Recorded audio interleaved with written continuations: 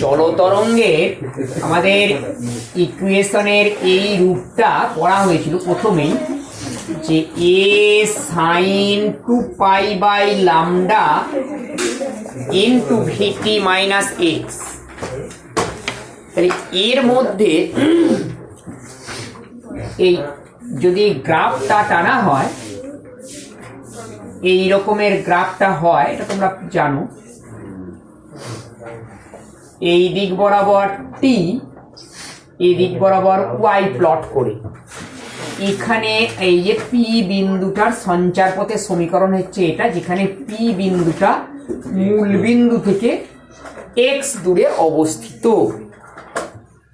তা এখন এইটাও বলা হয়েছে যে এই যে ওয়েভের ফেজ পার্ট হচ্ছে এই জিনিসটা, সাইনের পরবর্তী যে অংশ এটা হচ্ছে ফেজ পার্ট। তাহলে consider 2 point P and Q at a distance x1 and x2 from the origin। অর্থাৎ তরঙ্গের উপরিস্থিত দুটো বিন্দুর কথা আমরা ধরে নিচ্ছি P আর Q, যে বিন্দু দুটো মূল বিন্দু থেকে P আর Q বিন্দু, মূল বিন্দু থেকে x1 এবং x2 দূরত্বে অবস্থিত।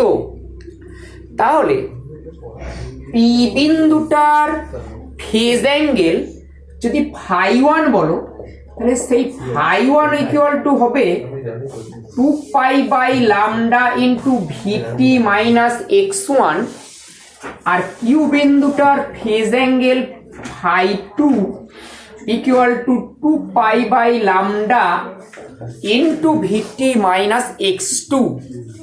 হবে না? হবে না? তাহলে দুটো কোণার মধ্যে দশার পার্থক্যটা কত হবে? অর্থাৎ তার আগে বলে দিই যে পি বিন্দুর ক্ষেত্রে যদি তোমার সরণের রাশিমালাটা লেখো, সেটা হবে y1 equal to a sin 2 pi lambda into vt minus x1, আর কিউ বিন্দুর ক্ষেত্রে হবে a sin 2 pi lambda into vt minus x2। অর্থাৎ একই সময়ে পি আর কিউ বিন্দুর সাম্যাবস্থান থেকে সরণ হচ্ছে, এই একটা জায়গায় x1 বসবে, একটা জায়গায় x2 বসবে, কিন্তু টিটা অভিন্ন থাকবে, একই সময়ে বার করছি। এখন তোমায় বলেইছি যে এই যে সরণ বা ডিসপ্লেসমেন্টটা দুটো বিষয়ের উপর নির্ভর করে, বোথ টাইম অ্যান্ড পজিশন। তাহলে একই টাইমে দুটো ভিন্ন পজিশনে অবস্থিত দুটো বিন্দুর তোমার ডিসপ্লেসমেন্টের রাশিমালা এখানে যথাক্রমে x1 এবং x2 বসালে পাবে। তাহলে তাদের সংশ্লিষ্ট ফেজ অ্যাঙ্গেল হবে φ1 এবং φ2। তাহলে ফেজের ডিফারেন্সটা কত হবে, দশার পার্থক্য কত হবে? সিম্পলি সবাই করে নিতে পারবে যে φ2 মাইনাস φ1 ইকুয়াল টু লেখা যাবে 2 pi lambda into vt minus x2 minus vt plus x1। হবে নাকি? দেখো দেখিনি, হবে না? হবে না? সুতরাং φ2 minus φ1 equal to 2 pi lambda into x1 minus x2। তাহলে হোয়াট ইজ φ2 মাইনাস φ1? φ2 মাইনাস φ1 জিনিসটা কি, বাংলায় কি বলবে? দশার পার্থক্য, অর্থাৎ phase difference of the 2 points on the same wave. একই ওয়েভের উপরিস্থিত দুটো বিন্দুর মধ্যে দশার পার্থক্য হচ্ছে φ2 মাইনাস φ1। তাহলে what is x1 minus x2? x1 minus x2 কে কি বলবে? দূরত্বের পার্থক্য বা মূল বিন্দু থেকে পি এবং কিউ বিন্দুর দূরত্বের অন্তরফল, অর্থাৎ হ্যাঁ অন্তরফল। তা তোমার অন্যভাবে বলা যেতে পারে যে পিতে আসতে গেলে তরঙ্গটাকে x1 দূরত্ব অতিক্রম করে আসতে হবে, আর কিউ বিন্দুতে আসতে গেলে x2 দূরত্ব অতিক্রম করে আসতে হবে। তাহলে অন্য কথায় বলা যায় যে এইটা হচ্ছে পথের পার্থক্য, পাথ ডিফারেন্স। তাহলে এইটা একটা খুব গুরুত্বপূর্ণ সালের সিদ্ধান্তে উপনীত হলাম যে ডেল্টা ফাই বা দশার পার্থক্য delta phi equal to 2 pi by lambda into path difference delta x. বুঝতে পারলে না? বা বলা যায় যে ফেজ ডিফারেন্স, এটা খুব মনে রাখবে, খুব কাজে লাগবে, দেখবে। Phase difference equal to 2 pi by lambda into path difference, যে দশা পার্থক্য equal to 2 pi by lambda into path difference. এটা তোমার এই ক্লাসে যত না কাজে লাগবে, দেখবে 12 ক্লাসে খুব লাগবে ইন্টারফারেন্স পড়তে গিয়ে, বা ব্যতিচার যেটা, এবং ওদের জন্য খুব ইম্পর্টেন্ট চ্যাপ্টার। সুতরাং এই বেসিক জায়গাটা যেন তখন ভুলে যেও না। তোমার পথের পার্থক্য মানে তোমার বড়টার থেকে ছোটটা বাদ যাবে, তোমার মডুলাস ভ্যালুটা নিতে হবে। নিয়ে নাও না। পার্থক্য মানে কি? দুজনার বয়সের পার্থক্য মানে কি? -5 বছর কখনো বলা হয়? ইনকামের পার্থক্য মানে কি? -5,000 টাকা বলা হয়? এটাও পার্থক্য। বড়টা মাইনাস ছোটটা, পজিটিভ মানটা নিতে হবে। ছোট মাইনাস বড় করো না, ছোটটা মাইনাস বড়টা করো না, পজিটিভ মানটা নিতে হবে। তাহলে স্যার ডিফারেন্সের সাইনটা দিন, মাইনাস দিচ্ছেন কেন? এটা হলে হবে এবার? হবে না? এবং বেসিক্যালি তো এটাই হওয়ার কথা, যে বেশি দশা সম্পন্ন বস্তু বিন্দুটা তোমার মূল বিন্দুর নিকটতর হবে। এটাই তো পড়া হলো। সুতরাং এটা তো তাই, সেদিক থেকে ঠিকই আছে। এটা যদি বড় হয়, এটা ছোট হবে। এই লাইনটা এবার ঠিক আছে। সুতরাং এইটা তাহলে খুব, এই সিদ্ধান্তটা তাহলে মনে রাখবে যে ফেজ ডিফারেন্স লিখে দেয় যে দশা পার্থক্য এবং পথ পার্থক্যের মধ্যে সম্পর্ক কি, অথবা বলেও দেয় যে λ/2 বা 3 λ দূরত্বে অবস্থিত দুটো কোণার মধ্যে দশা পার্থক্য কত হবে। যে একটাই ফর্মুলা, এই ফর্মুলায় তোমায় আসতে হবে। ঠিক আছে। এবার তোমার চলতরঙ্গের সমীকরণের ডিফারেন্সিয়াল রূপটা কেমন হবে।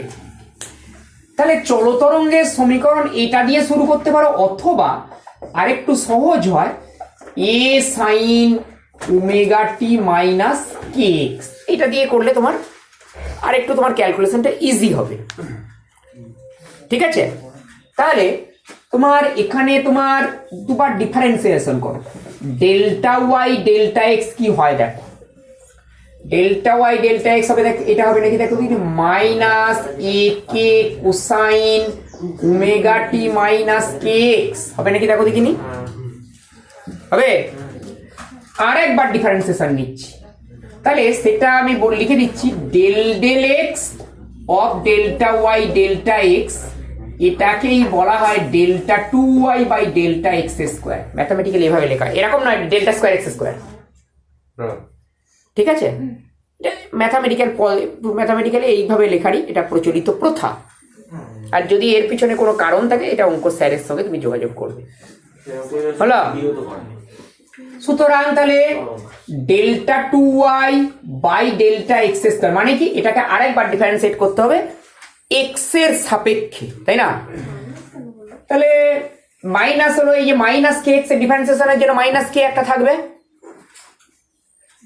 এ sine omega t minus k x এর ডিফারেন্সিয়েশন হবে এ cosine omega t minus k x into এই ভেতরটা নিজস্ব ডিফারেন্সিয়েশন একটা থাকবে।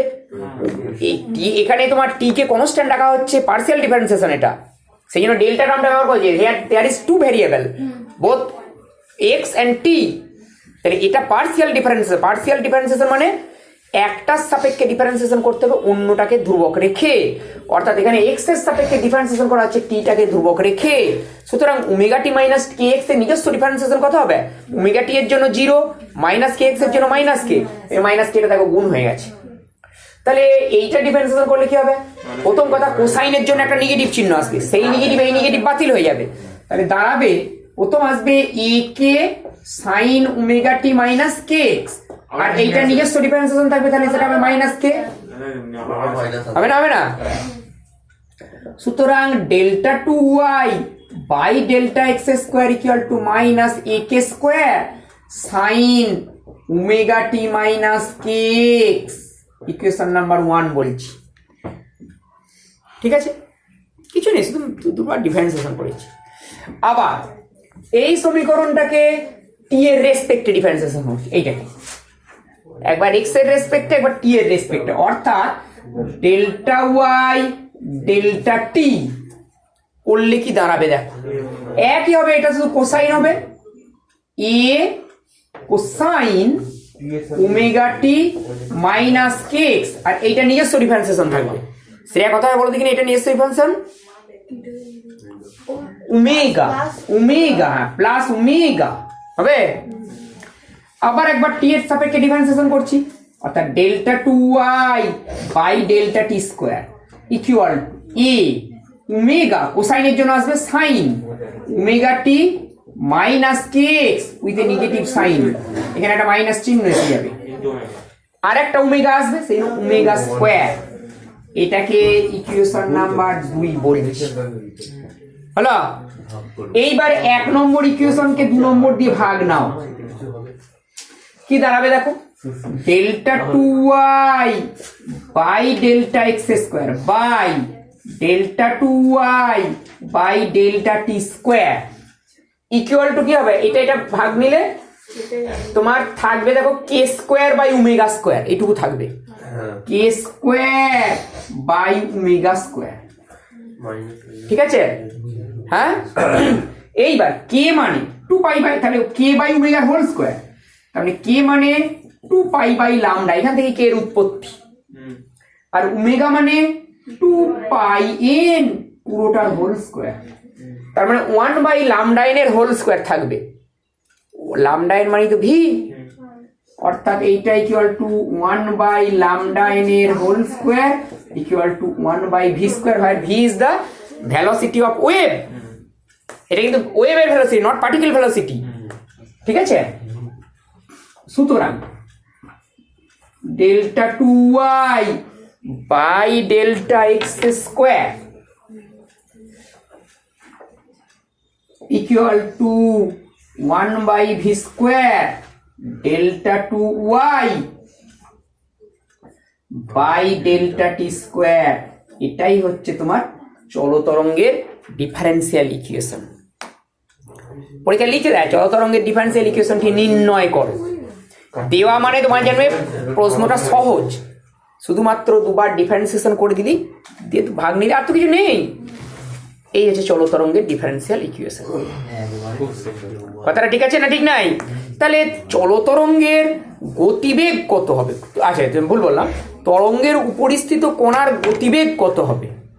গতিবেগ হয় কি, আচ্ছা ওয়েভের গতিবেগ কি, ভি, সেটাকে বড় ভি লিখেছি, এন লামডা, আর তরঙ্গের উপরিস্থিত কণার গতিবেগ কত হবে, ডিওয়াই ডিটি, সেটা হচ্ছে এই জিনিসটা। দেখো তাহলে দেখো যে it is not constant, it depends on both time and position, অর্থাৎ একটা নির্দিষ্ট স্থানে ধরো পি বিন্দুতে এই কণাটার গতিবেগ বিভিন্ন সময়ে বিভিন্ন হবে, আবার একই সময়ে দুটো কণার গতিবেগ পি আর কিউ, একই সময়ে দুটো কণার গতিবেগ পি আর কিউর গতিবেগ তোমার বিভিন্ন হবে, হবে না? হবে না? সুতরাং এটা দুটো বিষয়ের উপর নির্ভরশীল, বোথ তোমার পজিশন অ্যান্ড টাইম। আবার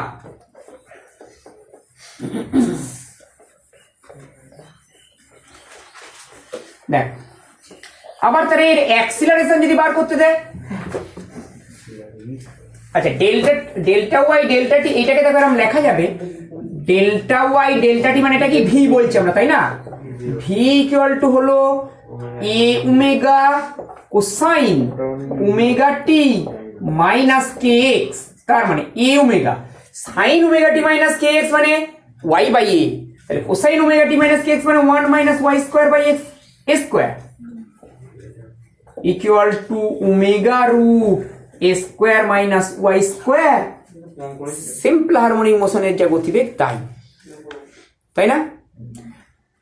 তাহলে কণার গতিবেগের সঙ্গে তোমার তরঙ্গের গতিবেগ পার্থক্যটা বারবার আমার আবার এসে যাচ্ছে। দেখো তরঙ্গের গতিবেগ সর্বদাই ধ্রুবক রাশি, তাহলে কণার অ্যাক্সিলারেশন কত হবে, dv dt, delta v delta t লিখছি আমি এই সমীকরণটা ধরে এগোবো, তাহলে ডেল্টা ভি ছোট হাতে, ডেল্টা টি ওটাই অ্যাক্সিলারেশন এ বলছিলাম, এটা এফ বলছি কারণ এ একটা আমাদের চিহ্ন করা আছে, equal to a omega square with negative sign sine omega t minus k x, a sine omega t minus k x মানে ওয়াই। সুতরাং f equal to minus omega square y. Simple harmonic মোশনে যা acceleration ছিল তাই।